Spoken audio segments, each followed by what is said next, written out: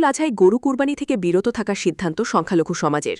পবিত্র ঈদ উল আজহা উৎসবকে সামনে রেখে রাজ্যের মুখ্যমন্ত্রীর আহ্বানকে সম্মান জানিয়ে করিমগঞ্জ জেলার সংখ্যালঘু সমাজের একাংশ এবছর গরু কুরবানি থেকে বিরত থাকার গুরুত্বপূর্ণ সিদ্ধান্ত গ্রহণ করেছে।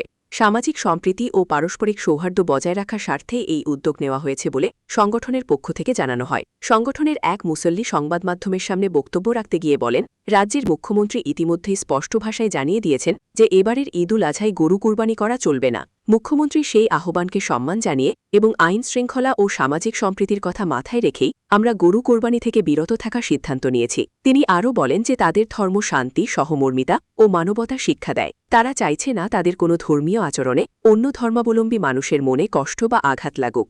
বরাক উপত্যকা সহ সমগ্র অসম বহু ভাষা, বহু সংস্কৃতি ও বহু ধর্মের মানুষের মিলনভূমি। এখানে দীর্ঘদিন ধরেই হিন্দু মুসলিম সহ সকল সম্প্রদায়ের মানুষ ভ্রাতৃত্বের বন্ধনে আবদ্ধ হয়ে বসবাস করে আসছেন।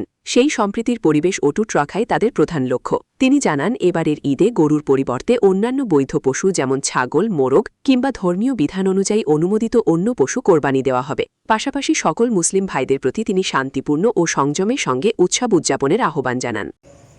ঈদ উল আজহার নিয়ে এবারের একটি সংকল্প আমরা গ্রামে বা আমাদের শ্রীভূমি জেলায় হয়েছে।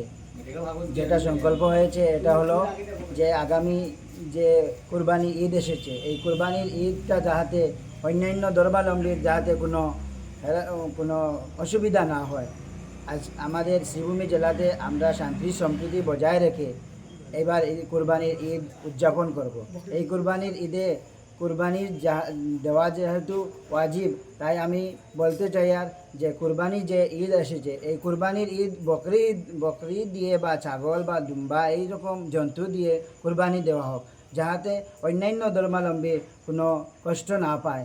তাই আমি সবার কাছে একটা অনুরোধ করছি, আমরা সংকল্প নিয়েছি যাহাতে এইবার কুরবানির ঈদে ছাগল দিয়ে কুরবানি দেওয়া হোক, অন্যান্য জন্তু দ্বারা যাহাতে অন্যান্য ধর্মাবলম্বীর কোনো কষ্ট না হয়, এটা আমি আহ্বান অনুরোধ করছি।